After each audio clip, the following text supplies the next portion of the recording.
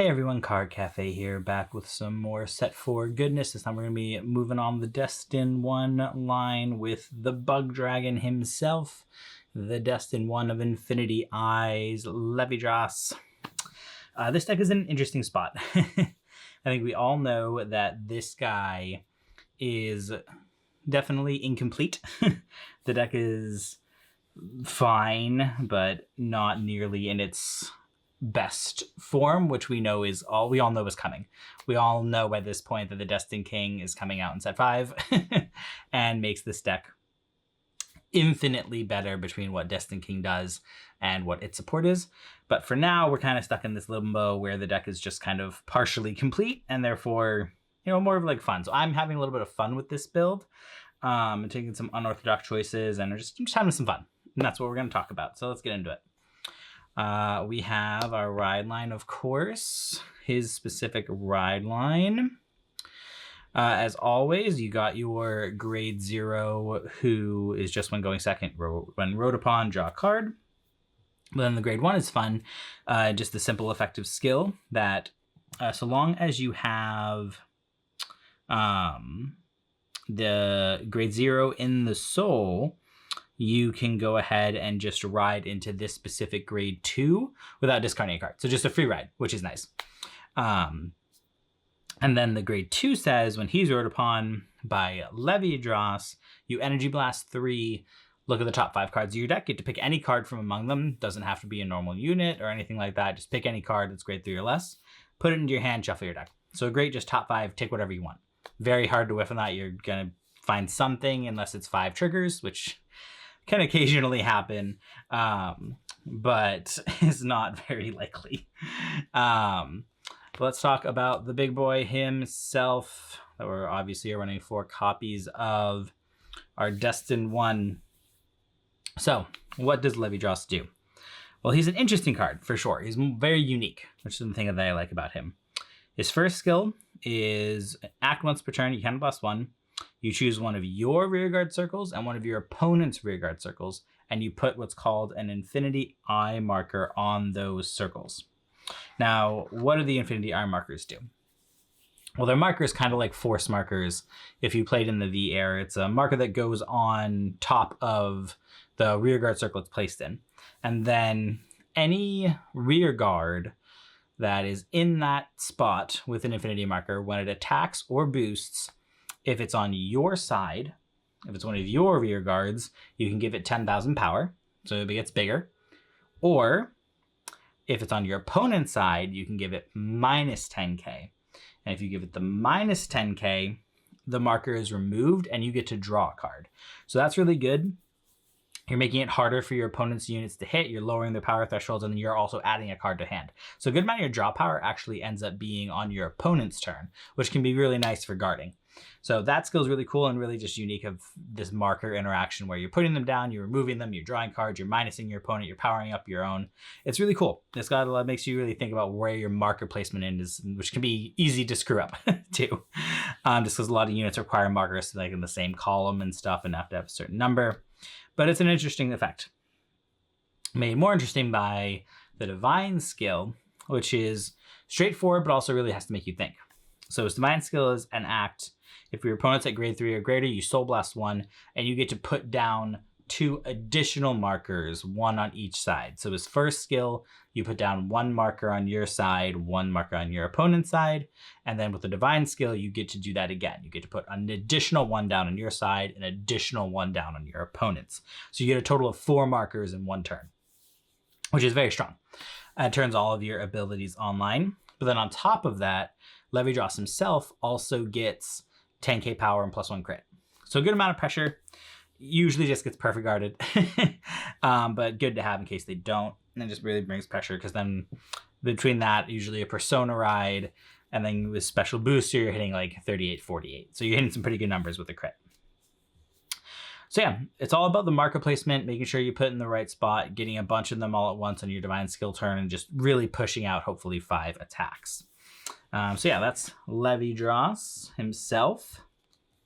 And for kind of our text lux, I'm currently running Caliburn as our Regalis piece, even though I'm running a good amount of normal orders because this deck is insanely counterblast heavy. So I'm trying to find as much counter charge as I can get.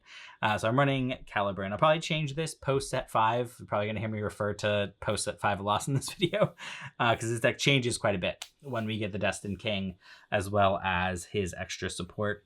But for now, we are pretty counterblast heavy, so I like Caliber, and the draw 2 can sometimes be helpful too, but you're mainly using it for the Go to Soul counter charge. Next, I am running 1 copy of the Searching for Infinity Knowledge. This is Levidras's specific normal order, which I think is a pretty good card. What it says is you can play it for an Energy Blast 2, which is pretty cheap. If you have a Vanguard with Levidras, you get to choose a card with grade less than or equal to your Vanguard from your drop zone, call it to rear guard, and it gets 5k until the end of turn for each Infinity marker in the same column as that unit. So this is one of those skills I was talking about where you want to just be making sure you're placing your markers correctly.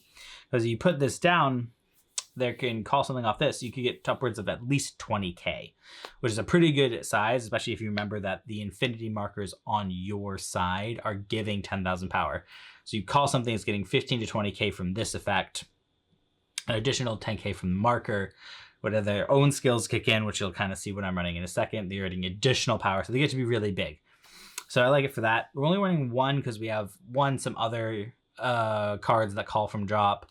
And also energy can be a little tight in this deck because you're energy blasting 3 for the ride line, and then there's another card that we'll talk about in a second that energy blast. So just 1. I would like to run more, but the energy piece is a little tight. But I do like it for that power. It's a great, like, you're going for your kill turn. This is a good one to play just to get the power. And then for the last grade 3, we are running the Machine Gun Blitz order. So this is mainly for the Shoujo Doji matchup.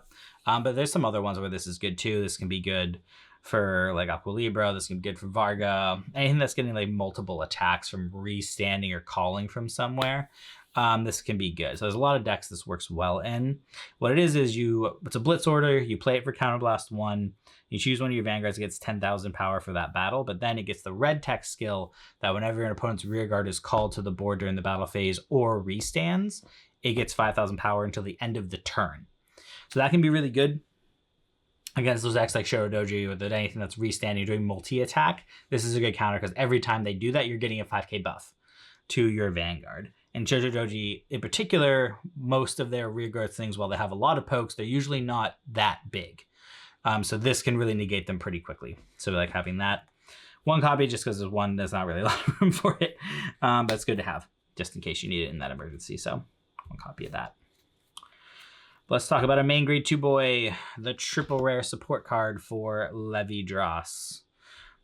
So what our little Mantis friend does here is a couple things.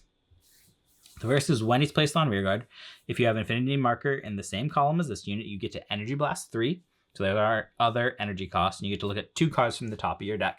You can put 1 of them into your hand, the rest go to top or bottom. So nice little stack, and also just adding cards to your hand is always good, but you get a little check to see what you're drive checking potentially and stack something, which is very nice to do.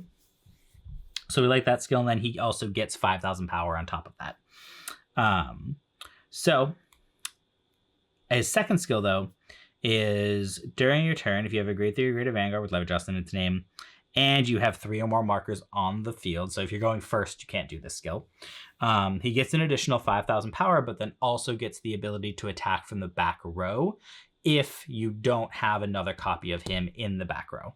So you get some of your multi-attack on your side and are able to really take advantage of having markers on every rearguard circle, even in the back row, because this guy can just attack from the back row. He's getting a total of 10,000 power between his 2 skills if you use this first one that same turn. So he's 20 right there. If he's on an Infinity marker, he's hitting for 30, which is a pretty good number. You're getting over a 15k shield. And if you pass any triggers to him, he's then even bigger. So a really good beater, good multi-attack engine, and also drawing you cards, essentially, but also better than just a random draw because it's a selective draw. You pick from the top 2 and then put the other one back. So very strong card, definitely a 4 of. This isn't going anywhere anytime soon. It's probably the most important card in your deck. Next, we are running the Cat Girl. So she's very simple and effective. 4 of her. She says when she's placed, if you have Infinity Marker in the same column as her, you can counterblast 1, choose a grade 3 or less card from your drop zone and call it to rear guard. And then if you have 3 or more Infinity Markers, she gets 10,000 power. So this is just another way for you to revive from the drop zone, which would be good to get your pieces back. And then once you have 3 markers, so by your second grade 3 turn, or if you went second, your first grade 3 turn, and you use the Divine Skill immediately, she then just gets a good buff of 20k. Being a 20k beater, excuse me. She's usually one of your good spots for like the front row of just being a good beater to be able to sit in the front. And you can intercept with later because she'll then just be a dead card after the first turn you play her. So I like putting her in the front. She's a good spot for that. Simple and effective, not much to say about her. Just good for reviving and then being a beat stick. And then lastly, I'm running 2 copies of the Dual Nation Stoicheia Keter unit. This is another revive from drop card, kind of, and another stat card, so it kind of synergizes well with the grade 2. What she does is when she's placed on rear guard, other than during the battle phase, you can, from hand, other than during the battle phase, you can look at the top card of your deck and either put it back on top or discard it. So that can be good for setting up some of those revive from drop effects, as well as stacking your deck if you want to leave a trigger on top. But then after that, you can counterblast 1 to either put a normal order from your drop zone back to your hand, or call a grade 2 or greater unit from the drop zone to rearguard circle. So she can be a good way of also calling out your main grade 2. If you don't have her, you can use her to get this back. So like her for that. Mainly more drop zone calling, but also being able to cycle some of our normal orders is useful because we have some other ones we'll get to in a second. So I like the main thing I use her for is cycling the normal orders. Grade 1s. Let's talk about the special booster for Levidras. This card is very good. And a definite 4 that isn't going anywhere. It is funny. The special boosters are really kind of hit or miss across the divine skill units. Some of them are very strong. Some of them are kind of trash. This is in the strong category. So just like all the special boosters the divine units got, they are a 13k booster. Just if you have a Levidras Vanguard, so no matter what circle they're on, when they boost, if you have Levidras, they're a 13k booster. But if he's specifically boosting Levidras, he gets an additional 2,000 power, and you get the effect, which is you can counterblast 1, and you can choose a rearguard in your back row, and it can attack from the back row and gets 10,000 power. So the cool thing about this effect is that this effect is not locked to your marker number. You don't have to have like 3 markers or a marker in the same column, obviously, for this skill to go off. This can just be live immediately. So this is your other multi-attack enabler next to your grade 2 and how you get 5 attacks, because this grade 2 can attack from the back row himself. And then this card will target the other back row circle and allow that to attack. So you're able to get 5 pokes. So very strong card, and the fact that it also gives what it targets 10k is really nice, because between that and the infinity marker that it's probably on, it's getting 20k. So it's hitting a pretty good number despite not being boosted. So very good card. Multi-attack enabler, gives it power.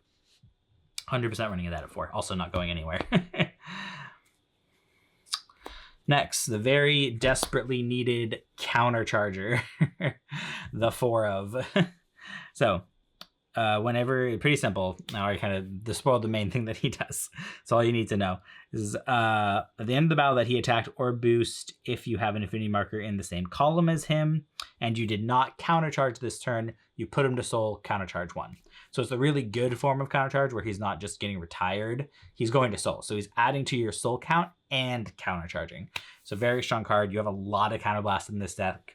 You're counterblasting every turn for Levidras. You're counterblasting for your revivers.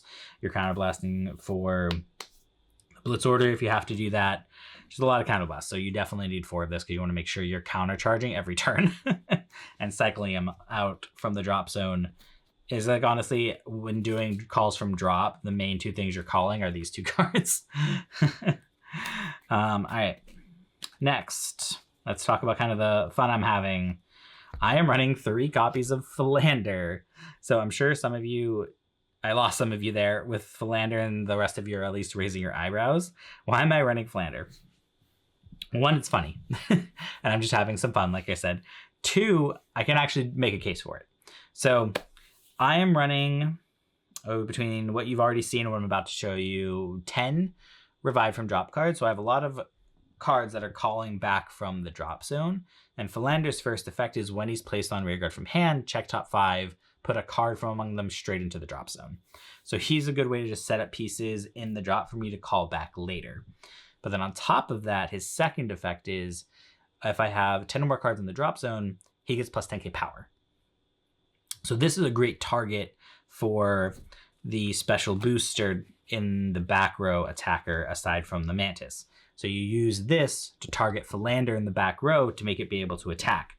And Philander getting plus 10 on his own, then plus 10 from the special booster, and then plus 10 from the marker is now swinging for 38 in the back row. That's before triggers. You pass anything through him, he's now 48, 58 potentially. So he becomes really big, and you're honestly your best attacker in the back row. He's the best numbers that you can hit by himself. So that's why I like him. He's mainly here as that other attack in the back row once you have 10 to drop, which is pretty easy because I'm running a lot of cards that put to drop. So I like him for that. 3 copies. Fun little silly card that I'm having fun with. But I do think you can make an argument for him. And a big reason for that is because we are running 3 copies of Grim, Dark, and the Frozen Resentment.